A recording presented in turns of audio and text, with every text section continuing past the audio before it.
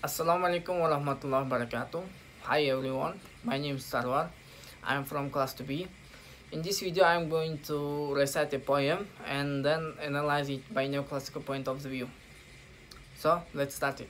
The name of poem is I Dream a World. I dream a world where man no other man will scorn, where love will bless the ears and peace its path adorn. I dream a world where all will know seek freedom's way, where greed no longer saps the soul, no avarice blights our day.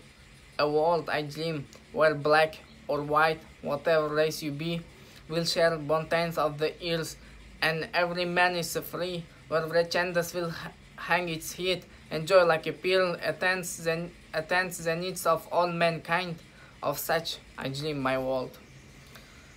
This is the poem, so now let's analyze it by neoclassical point of view.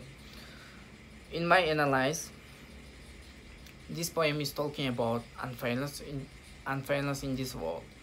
There is someone who has a dream to make a better world, so everyone could live happily and peacefully on this earth. No more hates, no more racism, no more slavery and other unfairness. So, as we know, neoclassical is determined by good work. Good work is here. He has a dream to make a better world, so everyone could live happily and peacefully. This is a good work by neoclassical point of view. I think it's enough for me.